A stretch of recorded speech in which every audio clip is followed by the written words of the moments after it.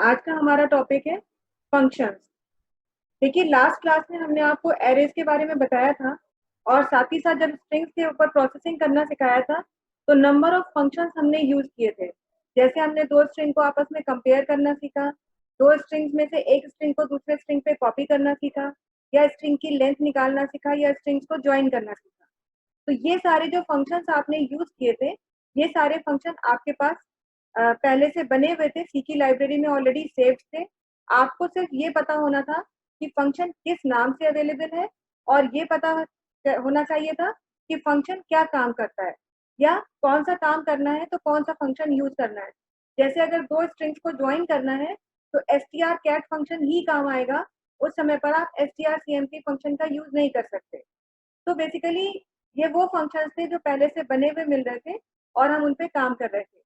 लेकिन एक्चुअली एक फंक्शन क्या है, वो कितनी तरह के होते हैं, हम उस पे उसको क्यों यूज करते हैं और उसको यूज करने का हमारा क्या एडवांटेज है, इन सब चीजों के बारे में आज हम जानेंगे। सबसे पहले बात करते हैं कि एक फंक्शन क्या है। तो एक्चुअली जब भी हम लोग कोई प्रोग्राम बनाते हैं तो बहुत बार ऐसा होता है कि एक ही चीज को हमें बार बार करना होता है। कोई ऐसा टास्क है जो हमें बार बार परफॉर्म करना है, तो बार बार उस टास्क को परफॉर्म करने के लिए बार बार कोड भी लिखना पड़ता है, जिससे हमारे प्रोग्राम की लेंथ अननेसेसरीली बढ़ जाती है। की लेंथ बढ़ती है, हमारे लिए कोड को टाइप करना या कम से कम कॉपी करके पेस्ट करने का हमारे लिए एक टास्क बढ़ जाता है, और जिसकी वजह से चीजों को मैनेज करना हमारे लिए मुश्किल होता है। कई बार ऐसे इंस्टेंसेस होते हैं कि हम ये चाहते हैं कि कोई भी चीज हमें रिपीट करनी ना पड़े। हालांकि रेपिटेशन को अवॉइड करने के लिए हमारे पास लूप्स का कॉन्सेप्ट था, हमने उसे काफी हद तक रेपिटेशन को अवॉइड किया। लेकिन फिर भी कई बार ऐसा होता है कि आप चीजों को रिपीट करना अवॉइड नहीं कर सकते। जैसे हम आपको एक एग्जाम्पल दे रहे हैं, मैं अपने टर्बोसी की एडिटर विंडो खोल रही हूँ और फिर आपको एक एग्जाम्पल दे रही हूँ कि सपोज अगर आपसे कह दिया जाए कि एक प्रोग्राम आप लिखिए जिसमें आप इंटीजर की वैल्यू मांगिए और उस इंटीजर को का फैक्टोरियल निकालिए। तो आप सभी लोगों ने फैक्टोरियल निकालना सीखा है, आप सभी लोगों को फैक्टोरियल निकालना आता है। उसमें आपको क्या करना है कि आपको नंबर मांगना है, और आपको पता ही है कि नंबर से लेकर के 1 तक या 1 से लेकर के नंबर तक का आप लूप चलाएंगे और फिर आप उस फैक्टोरियल को कैलकुलेट कर लेंगे। क्या करेंगे हम यहाँ पर,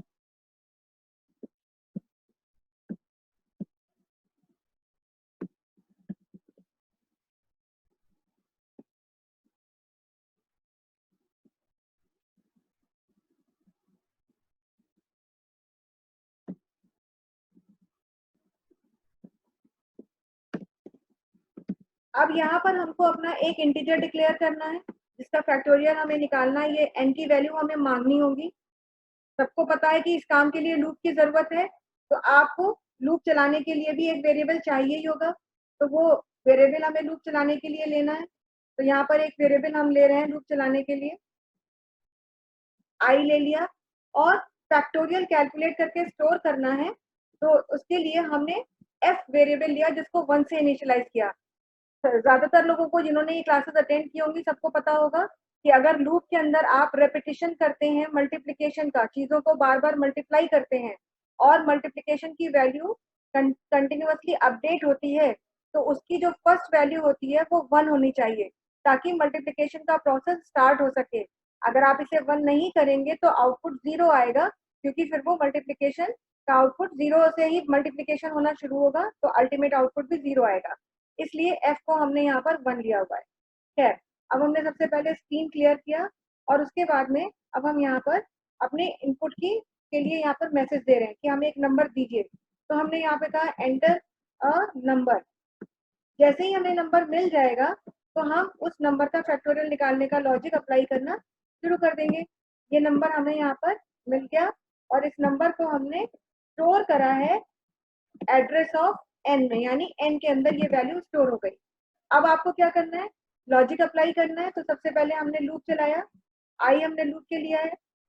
हमने क्या किया, नंबर से लूप शुरू किया, यानी अगर n की वैल्यू 3 है तो i की वैल्यू भी 3 हो गई, n की वैल्यू 10 है तो i की वैल्यू भी 10 होगी, n की वैल्यू 5 है तो i की वैल्यू भी 5 हो जाएगी। उसके बाद हमने क्या किया, कि ये लूप कब तक चले, जब तक आई की वैल्यू बड़ी रहे या फिर बराबर हो 1 के। यानी जैसे ही आई की वैल्यू 1 तक पहुंचे तब तक तो ये लूप चले, और जैसे ही 1 के बाद पहुंचे यानी कि 0 हो तो ये लूप ना चले। तो ये चीज हमने कही। इसके बाद हमने क्या कहा कि हर बार जब लूप में हम आए तो आई की वैल्यू एक एक घटती जाए। इसका मतलब ये है कि यदि n में हमने वैल्यू दी है 5, तो हम इस लूप के की मदद से ये कहना चाह रहे हैं कि लूप की वैल्यू स्टार्ट हो 5 से और तब तक चले जब तक कि वो 1 के बराबर ना हो जाए, और हर बार लूप की वैल्यू 1 करके डिक्रीज हो। यानी पहले आई की वैल्यू 5 होगी, अगली बार आई की वैल्यू 4 होगी, फिर 3 होगी, फिर 2 होगी, फिर 1 होगी। और जब जब लूप की वैल्यू बदल रही है तो हम करना क्या चाह रहे हैं, हमने कहा f is equal to F into I, यानी f वेरिएबल में मल्टीप्लीकेशन हो f का i से और वो वैल्यू f में स्टोर हो। 5 बार f की वैल्यू बदलेगी। सबसे पहले f की वैल्यू होगी 1 और i की वैल्यू होगी 5, तो ये लूप चलेगा 1 इंटू 5, यानी f की वैल्यू हो जाएगी 5। अगली बार लूप चलेगा, i की वैल्यू होगी 4 लेकिन f की वैल्यू हो चुकी है 5, तो 5 इंटू 4 हो जाएगा 20। फिर तीसरी बार लूप चलेगा तो i की वैल्यू होगी 3 और f की वैल्यू 20 है, तो 20 इंटू 3 यानी f की वैल्यू हो जाएगी 60। चौथी बार लूप चलेगा तो i की वैल्यू होगी आपकी 2 और f की वैल्यू है 60, तो अगली बार जब लूप चलेगा तो 60 इंटू 2 हो जाएगा, जिसका मतलब हो जाएगा 120। और उसके बाद फाइनल लूप चलेगा जिसमें i की वैल्यू होगी 1 और i की वैल्यू 1 है और f से मल्टीप्लाई होगा 120 इंटू 1, तो f की वैल्यू हो जाएगी 120। और क्योंकि इसके बाद i की वैल्यू 0 होगी जिसकी वजह से ये लूप कंटिन्यू नहीं होगा और आप लूप के बाहर आ जाएंगे और अल्टीमेटली f में आपके पास 120 आ जाएगा। यदि आप नॉर्मल मैथ से अपना 5 का फैक्टोरियल निकालेंगे तो वो 120 ही होता है। तो ये तो आपने यहाँ पे कैलकुलेट करके देख लिया, कोई प्रॉब्लम नहीं है। अल्टीमेटली हम f की वैल्यू यहाँ पर प्रिंट करा के देख सकते हैं कि भाई factorial of this number is this. हमें अगर प्रिंट कराना है तो बस हम यहाँ पे क्या कहेंगे कि प्रिंट मैसेज दे देंगे प्रिंटफ और क्या देंगे फैक्टोरियल इज परसेंट डी, और परसेंट डी में वैल्यू किसकी प्रिंट होगी, एफ की। और उसके बाद हम अपने प्रोग्राम को यहाँ पर कंप्लीट कर रहे हैं और मेन फंक्शन क्लोज कर रहे हैं। हम इसे सेव करना चाहते हैं तो यहाँ पर हम इसे सेव भी कर ले रहे हैं। तो ये तो किसी सिंगल इंटीजर की वैल्यू अगर हम ले रहे हैं तो ठीक है कि हमने ये काम कर लिया। लेकिन ये देखिए, आप जब इंटीजर की वैल्यू दें तो ये भी ध्यान रखें कि बहुत बड़ी वैल्यू ना दें। आप 5 6 तक भी ठीक है, 7 तक भी ठीक है, 7 तक दे दिया तो भी देखिए 5040 आ गया। लेकिन अगर आप बहुत बड़ी वैल्यू देंगे जैसे कि आप 8 या 9 देते हैं, सपोज हम दोबारा रन करा रहे हैं और अब की बार हमने मान लीजिए 9 दे दिया, तो हमारा जो आउटपुट आता है देखिए वो माइनस में आने लगा। माइनस में इसलिए आता है क्योंकि जब आप मल्टीप्लाई करेंगे तो फैक्टोरियल का मतलब है आप कैसे कैलकुलेट कर रहे हैं, 9 into 8 into 7 into 6 into 5 into 3 into 4 into 2 into 1। और ये जब आप मल्टीप्लाई करेंगे तो एक बहुत बड़ी वैल्यू होगी जो कि 35,536 से ज्यादा होगी। इसलिए जो है आपको ये ध्यान रखना होगा कि इंटीजर की भी तो अपनी एक लिमिट है, तो उस लिमिट से ज्यादा वो वैल्यू नहीं होनी चाहिए। इसलिए ही आप उसकी वैल्यू या तो आप इंटीजर में जो इनपुट दे रहे हैं वो 7 तक दें, और अगर आपको अंदाजा है कि वैल्यू बड़ी भी हो सकती है तो फिर आप वेरिएबल का डेटा टाइप आईएनटी की जगह लॉन्ग आईएनटी ले लें। अगर आप लिखते हैं यहाँ पर लॉन्ग आईएनटी, ये देखिए, तो इसकी लिमिट बहुत बढ़ जाती है। फिर आपको स्पेसिफायर परसेंट डी की जगह पर परसेंट एल डी लगाना पड़ेगा। बस इतना ही आपको करना है, बाकी कुछ भी आपको नहीं करना। इतना किया, हमने प्रोग्राम को सेव किया और यहाँ पर हम रन करा रहे हैं। अब फिर हमने 9 दिया तो देखिए इसकी वैल्यू जो है ये इतनी है, तो 36,200 3,60,882 है, 80 है हमारा। तो इसीलिए ये वैल्यू बहुत एक्सीड कर गई है इंटीजर की लिमिट से, इसलिए ही माइनस में आया था। अब देखिए आपको आउटपुट सही मिल रहा है। खैर, ये तो एक नंबर की बात हो गई। लेकिन अगर आपसे कह दिया जाए कि नंबर आपको 4 मांगने हैं, 4 नंबर मांगिए और चारों नंबर्स का आप फैक्टोरियल निकालिए, तब आप क्या करेंगे। तो जाहिर सी बात है आपको 4 नंबर मांगने हैं, तो सबसे पहले तो आपको 4 वेरिएबल ही डिक्लेयर करने पड़ेंगे उसके लिए। यहाँ पर हम 4 वेरिएबल ले रहे हैं, एक ले लिया हमने ए, एक ले लिया बी, एक ले लिया सी और एक ले लिया डी। उसके बाद अब हमको 4 लूप अलग अलग चलाने पड़ेंगे, तो हम चाहें तो लूप चलाने के लिए भी 4 वेरिएबल ले सकते हैं। हालांकि लूप अलग अलग चल रहा है इसलिए आई से ही काम चला लेंगे सबका, और 4 वेरिएबल चाहिए होंगे जिसमें कि हमारा इसका आउटपुट स्टोर हो। तो एक एफ ले लिया है, एक F1 ले लिया, एक F2 ले लिया और एक ले लिया F3। यानी F, F1, F2 और F3 ये हम 4 नंबरों के फैक्टोरियल को स्टोर करने के लिए अपना वेरिएबल डिक्लेयर कर रहे हैं। और यहाँ पर अब हम लिखेंगे एंटर 4 नंबर्स, क्योंकि हमें 4 नंबर मांगने हैं, तो मांग तो हम इकट्ठे सकते ही है, कोई प्रॉब्लम ही नहीं है। तो यहाँ पे स्कैनर में भी हम लिख देंगे 1 2 3 4, 4 स्पेसिफायर लगाए। पहला किसके एड्रेस में गया? पहला गया ए के एड्रेस में, दूसरा गया बी के एड्रेस में, तीसरा गया सी के एड्रेस में और चौथा वेरिएबल हमारा डी है, तो चौथी वैल्यू डी के एड्रेस में स्टोर हो गई। और अब देखिए यहाँ पर आपको कैलकुलेशन करना है, तो हम जो लॉजिक अप्लाई कर रहे हैं किसके लिए? हम लॉजिक अप्लाई कर रहे हैं पहले इंटीजर के लिए। तो यहाँ पर हमारा जो लूप है ये स्टार्ट होगा ए से, और अब हम यहाँ पर इसको कॉपी कर लेते हैं, दोबारा टाइप नहीं करेंगे। तो हम यही पूरा का पूरा कोड कॉपी कर रहे हैं। देखिए ये एक हमने ले लिया, इसको कॉपी किया और कॉपी करने के बाद दूसरी बार पेस्ट किया, ये देखिए, फिर तीसरी बार पेस्ट किया और फिर चौथी बार पेस्ट कर दिया। यानी 4 बार हमने वही कोड पेस्ट करा। क्यों? क्योंकि 4 नंबरों का फैक्टोरियल आपको अलग अलग निकालना था, बस थोड़ा थोड़ा चेंज करना है। लूप की वैल्यू जो स्टार्ट हो रही है बस उसको बदलना है। तो देखिए यहाँ पर पहला हमारा लूप ए से चल रहा था 1 तक, दूसरा लूप चलेगा, दूसरे वेरिएबल का नाम बी है तो बी से 1 तक चलेगा, और यहाँ पर वेरिएबल F1 है तो F1 ले लेंगे। लूप आई में ही चल सकता है, कोई दिक्कत नहीं है। तीसरा लूप चलेगा हमारा सी के लिए, तो यहाँ पर सी हो गया और इसको हम कर देंगे F2, और ये आगे फिर हमारा F2 वेरिएबल आ गया। और चौथा वेरिएबल है हमारा डी, तो चौथी बार जो लूप चलेगा, चौथा लूप जो चलेगा वो डी से स्टार्ट होगा 1 तक जाएगा और डी का फैक्टोरियल F3 में स्टोर होगा।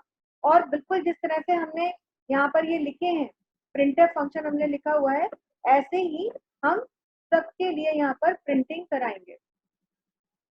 एक के लिए तो प्रिंटिंग कराई हुई है, इसी तरह से हम सबके लिए प्रिंट करा लेंगे।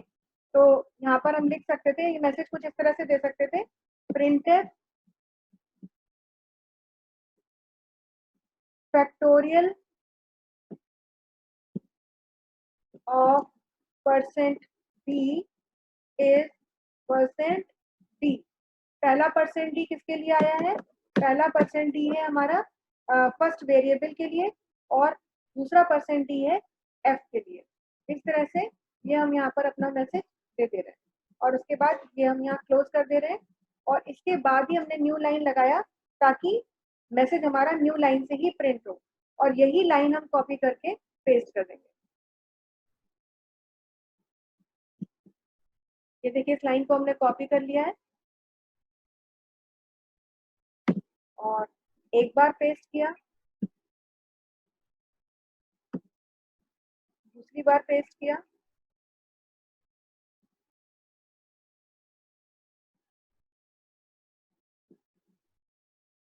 और एक बार और पेस्ट कर दिया इस तरह। तो ये हो गया हमारा, इसकी जरूरत हमें नहीं है, ये मैसेज हमने पुराना वाला हटा दिया।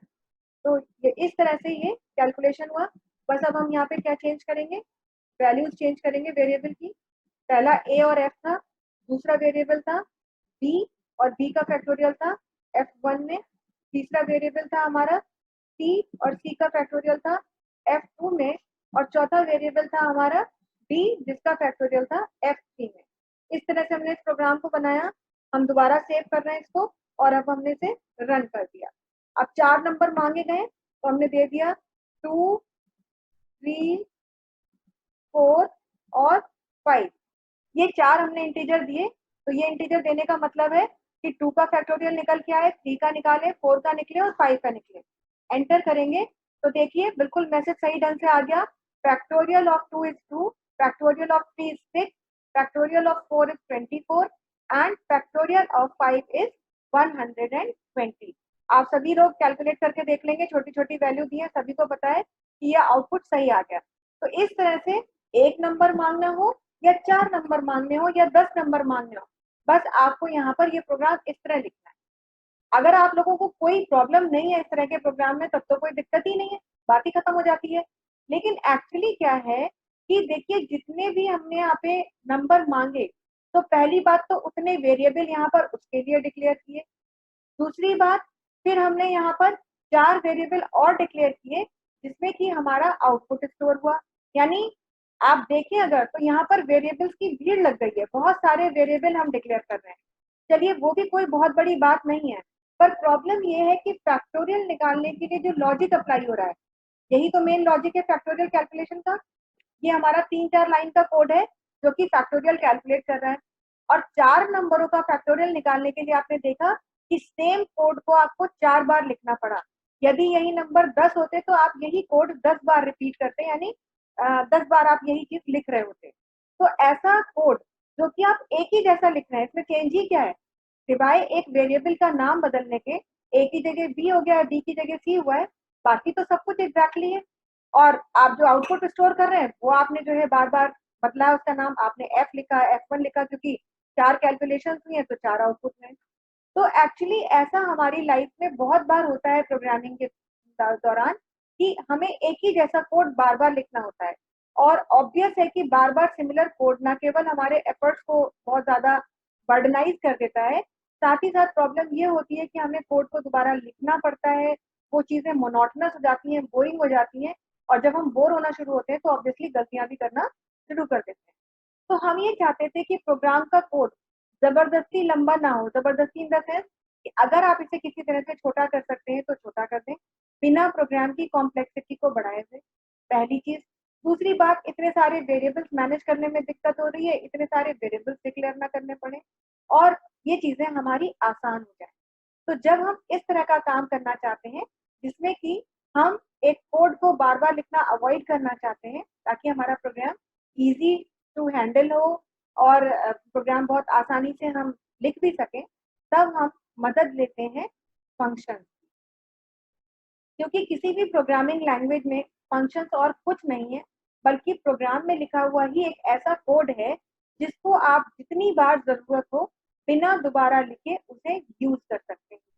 तो हम कह सकते हैं कि function is a code of segment which can be used as and when depending on the requirement of the user। यानी यूजर की आवश्यकता के अनुसार आप चाहें जितनी बार उसे यूज कर सकते हैं। ऐसे कोड को फंक्शन कहते हैं।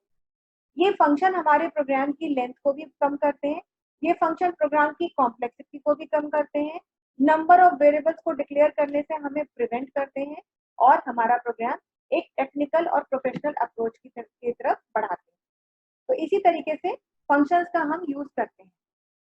फंक्शन आपने अभी, चलिए हमने सी लैंग्वेज के फंक्शनों की बात नहीं करते, हमने नहीं यूज किए, लेकिन आप सभी लोगों ने इसके पहले तो फंक्शंस यूज किए हैं। आपने एक्सेल में फंक्शंस यूज किए और आपने देखा कि जो काम करने के लिए आप नॉर्मली सोच भी नहीं सकते थे, फंक्शन की मदद से वो काम आप कितनी आसानी से कर लेते हैं। या फंक्शन अगर नहीं कर रहे हैं, फॉर्मूला अप्लाई कर रहे हैं, तो कितनी कैलकुलेशन करनी पड़ रही है और फंक्शन से कितना आसान हो गया। तो फंक्शन हर चीज को आसान करता है और ये हमारी प्रोग्रामिंग लैंग्वेज में मॉड्यूलर अप्रोच को मॉड्यूलर अप्रोच हमारी बनाता है, मॉड्यूलर अप्रोच की तरफ हमें ले जाता है। क्योंकि एक्चुअली एक स्ट्रक्चर्ड प्रोग्रामिंग का एक बहुत बड़ा कॉन्सेप्ट होता है मॉड्यूलर अप्रोच। मॉड्यूलर अप्रोच का मतलब है प्रोग्राम को छोटे छोटे सेगमेंट्स में डिवाइड कर देना। क्योंकि अभी तो देखिए आप बहुत छोटे छोटे प्रोग्राम बना रहे हैं, लेकिन अगर आप बहुत हाई लेवल की प्रोग्रामिंग करें तो प्रोग्राम की लेंथ बहुत ज्यादा लंबी होती है। आपके प्रोग्राम 3-3, 4-4 पेज के बराबर या शायद उससे भी बहुत ज्यादा लंबे हो सकते हैं। तो कोशिश हमेशा एक जो अच्छा प्रोग्रामर होता है वो यही करता है कि प्रोग्राम्स की लेंथ अननेसेसरली इंक्रीज ना हो, जितना कम की जा सकती है उतनी कम हो, और जबरदस्ती की चीजें लिखने में तो बिल्कुल ही ना हो। तो ऐसे केस में हम प्रोग्राम की जो है मॉड्यूलर अप्रोच का मतलब ये है कि हम प्रोग्राम को छोटे छोटे मॉड्यूल्स में डिवाइड कर दें।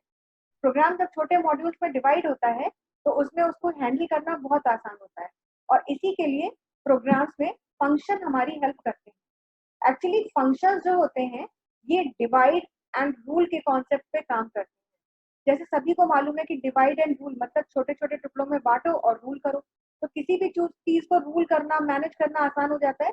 ऐसे ही प्रोग्रामिंग में अगर बहुत लंबा प्रोग्राम है और यदि आप उसे छोटे छोटे सेक्शंस में डिवाइड करने की क्षमता रखते हैं तो आप उस पूरे के पूरे प्रोग्राम को बहुत इजीली हैंडल कर सकते हैं। तो ये कॉन्सेप्ट होता है फंक्शंस का, और एक ही फायदा है फंक्शन का, दैट इज रीयूजेबिलिटी। फंक्शन का एक ही बेनिफिट है, रीयूजेबिलिटी। रीयूजेबिलिटी का मतलब है एक ही कोड को बार बार इस्तेमाल करना जब तक आपकी जरूरतें खत्म ना हो जाए। मगर आप देखेंगे कि रीयूजेबिलिटी की एक अकेली एडवांटेज से आपको कितना फायदा होता है और आप कितनी आसानी से प्रोग्राम बना लेते हैं। ये प्रोग्राम्स जो हैं जब हम लिखते हैं फंक्शंस की मदद से, तो किसी भी प्रोग्रामिंग लैंग्वेज में फंक्शंस जो है हमें दो तरह के मिलते हैं। एक होते हैं आपके लाइब्रेरी फंक्शंस और दूसरे होते हैं आपके user defined function. Library functions यानी कि उनको हम इनबिल्ट फंक्शंस या रेडीमेड फंक्शंस के नाम से भी जानते हैं। लाइब्रेरी फंक्शन का मतलब है वो फंक्शन जो सी की लाइब्रेरी में पहले से ही किसी नाम के साथ और अपने एक स्पेसिफिक टास्क के साथ सेव किए जा चुके हैं। ना तो उनके नाम को आप बदल सकते हैं और ना ही उनके काम को आप बदल सकते हैं। वो पहले से सी में सेव्ड हैं और आप जरूरत के हिसाब से उनको यूज करते हैं। जितने भी लाइब्रेरी फंक्शंस सी में अवेलेबल हैं, हर लाइब्रेरी फंक्शन किसी ना किसी लाइब्रेरी फाइल में हेडर फाइल में पड़ा होता है। जैसे कल की ही क्लास में हमने देखा कि स्ट्रिंग से रिलेटेड फंक्शंस थे, तो उसके लिए हमने हेडर फाइल ली स्ट्रिंग डॉट एच। ऐसे ही आपको याद होगा कि हमने पाव फंक्शन आपको यूज करना सिखाया था, मगर ये भी बताया था कि उसके लिए आपको header file math dot H लेनी है। ऐसे ही न्यूमरस फंक्शंस हैं, बहुत से फंक्शंस हैं। जैसे कि एक स्टूडेंट ने क्वेश्चन भी किया था कि मैम कितने फंक्शंस होते हैं, तो फंक्शंस बहुत से हैं, लेकिन हम उन्हीं फंक्शंस को सीखेंगे जो फंक्शंस हमारे सिलेबस में है या हमारे डे टू डे टास्क में हमारी हेल्प करते हैं, क्योंकि सभी फंक्शंस सभी की रिक्वायरमेंट में नहीं आते। हो सकता है कोई ऐसा प्रोग्रामर हो जिसे पूरी की पूरी प्रोग्रामिंग मैथमेटिकल कैलकुलेशन पे बेस्ड करनी हो, तो शायद उसे मैथ डॉट एच के फंक्शंस का ज्यादा नॉलेज होना जरूरी है। कोई ऐसा हो सकता है जिसे स्ट्रिंग्स पे काम करना है तो वो स्ट्रिंग्स पे ही करेगा, या कोई बहुत डिफरेंट कैलकुलेशन करनी है, किसी को मेमोरी एलोकेशन पे ही काम करना है तो वो मेमोरी एलोकेशन से रिलेटेड फंक्शंस को यूज करेगा। तो ये जरूरी नहीं है कि सबको सभी फंक्शंस आए, लेकिन हम आपको उन सभी फंक्शंस के बारे में जरूर बताएंगे जो फंक्शंस आपकी जरूरत के हैं, आपको पता होने चाहिए और वो आपके सिलेबस में भी है। तो खैर लाइब्रेरी फंक्शंस के लिए बस हमें दो ही चीजें पता होनी चाहिए कि कौन से काम के लिए कौन सा फंक्शन हमें सी दे रही है और वो फंक्शन किस हेडर फाइल में पड़ा है। जैसे दो स्ट्रिंग्स को अगर ज्वाइन करना था तो हमें ये पता होना जरूरी था कि ज्वाइन करने के लिए कौन सा फंक्शन है। फंक्शन है strcat, वो कैसे लिखा जाता है वो भी हमें पता होना चाहिए, और वो किस फाइल में पड़ा है string डॉट एच में। क्योंकि जितने भी लाइब्रेरी फंक्शंस होते हैं उन सबको पहले से क्योंकि डिफाइन किया गया है तो उसके रूल को आप मॉडिफाई नहीं कर सकते। जैसे हमने कल आपको बताया था कि अगर हम strcpy फंक्शन यूज करते हैं तो strcpy फंक्शन एक स्ट्रिंग को दूसरे स्ट्रिंग में कॉपी करने के लिए यूज होता है। लेकिन एक बात ये भी बताई थी कि इस फंक्शन के अंदर ब्रैकेट में जब आप दो स्ट्रिंग लिखते हैं तो बाद वाला स्ट्रिंग ही पहले वाले स्ट्रिंग पे कॉपी होगा। ऐसा क्यों? क्योंकि ऐसा पहले से डिफाइन किया जा चुका है। ये सी की लाइब्रेरी में जब फंक्शन डाला गया बनाया गया तो ये पहले से ही निश्चित कर दिया गया, तय कर दिया गया कि दूसरा ही फंक्शन जो है वो पहले पे कॉपी होगा। आप किसी भी तरह से ऐसा नहीं कर सकते कि पहला फंक्शन दूसरे पे कॉपी हो। यदि आपको पहला फंक्शन दूसरे स्ट्रिंग पे कॉपी करना है, पहला स्ट्रिंग दूसरे स्ट्रिंग पे कॉपी करना है, तो आपको पहला स्ट्रिंग बाद में लिखना होगा और दूसरा स्ट्रिंग पहले लिखना होगा। क्योंकि जितने भी लाइब्रेरी फंक्शंस होते हैं उनके लिए रूल्स डिफाइन किए जा चुके हैं विच आर नॉट मॉडिफाइबल। तो ऐसे फंक्शंस हमारे लाइब्रेरी फंक्शंस कहलाते हैं। जैसे जैसे हम काम करते जाते हैं, एक्सपीरियंस होते जाते हैं, तो हमारी नॉलेज भी इस डायमेंशन में बढ़ती जाती है कि हाँ भाई किस काम के लिए कौन सा फंक्शन है और वो किस लाइब्रेरी फाइल में पड़ा हुआ है। खैर ये तो हो गई बात उन फंक्शंस की जो फंक्शन हमें पहले से बने बनाए मिल रहे थे, लेकिन हमारी जरूरत भी तो कुछ अलग हो सकती है। हो सकता है हमारी रिक्वायरमेंट ऐसी हो कि हमें बने बनाए फंक्शन से काम करना ही नहीं है, हमें कोई अपनी ही जरूरत है और उसके अनुसार हमें फंक्शन बनाना है। जैसे हम यही प्रोग्राम अगर कंसिडर करें एज एन एग्जाम्पल, तो यहाँ फैक्टोरियल कैलकुलेट करना है और हमें फैक्टोरियल से संबंधित कोई फंक्शन नहीं मिल रहा। हमने ढूंढा, हमको फैक्टोरियल से रिलेटेड कोई फंक्शन नहीं मिला। तो अब फैक्टोरियल कैलकुलेट करने के लिए या तो हम प्रोग्राम इतना लंबा बना के रखें, कल को हमसे कह दिया जाए कि 10 नंबर मांगो तो 10 नंबर के लिए 10 बार सेम कोडिंग को रिपीट करें, बहुत सारे वेरिएबल्स बनाएं, या फिर हम ऐसा कोई फंक्शन बना लें जो कि फैक्टोरियल को कैलकुलेट करने में हमारी मदद करे और हमें ये फायदा मिले कि वो चीज हमें बार बार कोड लिखना ना पड़े। हम 10 बार कोड लिखने के बजाय 10 बार उसी फंक्शन को यूज करके हम अपना जो भी डिजायर्ड टास्क है उस टास्क को फुलफिल करें, अपने ऑब्जेक्टिव को मीट करें। तो ऐसी जगह पर हम फंक्शन खुद भी बना सकते हैं। जो फंक्शन यूजर खुद बनाता है, अपनी जरूरत के हिसाब से उसमें प्रोग्रामिंग के स्टेटमेंट्स डालता है, ऐसे फंक्शंस को यूजर डिफाइंड फंक्शंस या यूजर डिजाइंड फंक्शंस कहते हैं। यूजर डिफाइंड फंक्शंस के लिए आपको अलग से किसी भी स्पेशल हेडर फाइल की जरूरत नहीं है। आप अपना फंक्शन खुद बना रहे हैं तो यहाँ पर हर चीज के लिए आप सारे डिसीजन खुद ले सकते हैं। आपको कोई डिसीजन अलग से लेना ही नहीं है, मतलब पहले से किसी डिसीजन पे बेस्ड नहीं रहना है। फंक्शन किस नाम से होगा से ले करके फंक्शन क्या कर रहा होगा, कितनी वैल्यूज पे काम करेगा, कैसे काम करेगा, हर चीज का डिसीजन यूजर खुद ले सकता है। जैसे हमने कहा कि ये फंक्शन का नाम strcat है, हमें नहीं समझ में आया, मगर अब आप strcat को आप बदल नहीं सकते। आप strcat का नाम str ज्वाइन नहीं कर सकते या स्ट्रिंग ज्वाइन नहीं कर सकते, क्योंकि इस नाम से कोई फंक्शन है ही नहीं। strcat के नाम से बना है, कंपाइलर उसे ही पहचानेगा। लेकिन अगर आप कोई फंक्शन खुद बनाते हैं तो अपने फंक्शन का नाम आप अपनी चॉइस से दे सकते हैं, तो वो फंक्शन यूजर डिफाइंड फंक्शन होता है। अब फंक्शन का नाम अगर आपको रखना है, मान लीजिए अमित, तो आप फंक्शन का नाम अमित रखिए। फंक्शन का नाम आपको नाइटेक रखना है तो आप फंक्शन का नाम नाइटेक रखिए। ये कंप्लीटली यूजर की चॉइस पर डिपेंड करता है। तो ऐसे फंक्शंस को हम यूजर डिफाइंड फंक्शंस कहते हैं। खैर, एक फंक्शन कैसे लिखते हैं, कैसे काम करते हैं, ये तो हम आपको अगली क्लास में बताएंगे। लेकिन थोड़ा सा और बता दे रहे हैं कि यूजर डिफाइंड फंक्शन को जब हम लिखते हैं तो हमें फंक्शन के बारे में सारे डिसीजन खुद लेने होते हैं। फंक्शन का नाम क्या होगा, फंक्शन कितनी तरह की वैल्यूज पे काम करेगा, फंक्शन कितने वैल्यूज पे काम करेगा, कितनी तरह की, अलग हो गया कि कितने डेटा टाइप्स होंगे, किस तरह के डेटा टाइप्स होंगे, और कितनी वैल्यूज होंगी, ये अलग हो गया कि काउंट ऑफ वैल्यूज कितना है, और फंक्शन काम कैसे करेगा, यानी उसमें हमें लॉजिक भी खुद ही लगाना होगा कि हमारे फंक्शन का काम क्या होगा और वो फंक्शन हम बनाएंगे। जब भी कोई फंक्शन यूजर खुद बनाता है तो उस फंक्शन को अपने प्रोग्राम में उसे लिखना भी पड़ता है। हाँ, ये बात जरूर है कि वो फंक्शन हमारे मेन फंक्शन से अलग लिखा जाता है। यूजर डिफाइंड फंक्शन का कोड सेम प्रोग्राम में आप मेन के से सेपरेट करके लिखते हैं। आप मेन फंक्शन के पहले भी वो फंक्शन लिख सकते हैं और मेन फंक्शन के बाद में भी वो फंक्शन लिख सकते हैं, लेकिन मेन के अंदर वो फंक्शन नहीं लिखा जाता, क्योंकि फंक्शन एक ऐसा कोड होता है जिसे अपने प्रोग्राम में कहीं भी लिखने पर किसी भी दूसरे फंक्शन में जरूरत पड़ने पर उसको इनविटेशन भेजा जाता है, हम फंक्शन को कॉल करते हैं। तो उसको हम सभी फंक्शन से बाहर लिखेंगे। मेन फंक्शन हमने लिखा है तो मेन से हम बाहर लिखेंगे, और जब जब हमें उसकी जरूरत पड़ेगी तो मेन फंक्शन में हम उसे इनवाइट करेंगे और वो स्टेटमेंट कॉलिंग स्टेटमेंट कहलाती है। तो किस तरह से एक फंक्शन लिखा जाता है, जैसे आपको आगे बताया प्रोग्राम, इसी काम को अगर हम फंक्शन से करेंगे तो कैसे करेंगे, फंक्शन को लिखने के लिए क्या रूल्स आपको ध्यान रखने हैं, और कैसे हम ऐसा कर पाएंगे कि एक फंक्शन को बार बार हम यूज करेंगे और हम एक ही काम को बार बार कर सकते हैं बिना कोड को रिपीट किए। ये सारी चीजें हम आपको नेक्स्ट क्लास में बताएंगे। जिन लोगों के पास भी स्टडी मटेरियल है वो चाहे तो फंक्शन का चैप्टर पढ़ सकते हैं ताकि बेसिक चीजें उनकी क्लियर हो जाए, और इस टॉपिक को हम कल कंटिन्यू करते हैं। कल की क्लास में हमारी ऑलमोस्ट थ्योरी की क्लास होगी। प्लीज एक आप लोगों से रिक्वेस्ट है कि आप लोग टाइम पे आया करें। बहुत सारे लोग हैं जो टाइम पे आ जाते हैं, लेकिन कुछ लोग हैं जो बाद में लॉग इन करते हैं। तो जो लोग बाद में लॉग इन करते हैं, अगर 2-3 मिनट की या 5 मिनट की क्लास भी निकल गई तो बेसिक चीजें समझने में उन्हें प्रॉब्लम होगी। तो इसलिए जो है टाइम पर आप क्लास में आए और चीजों को समझे।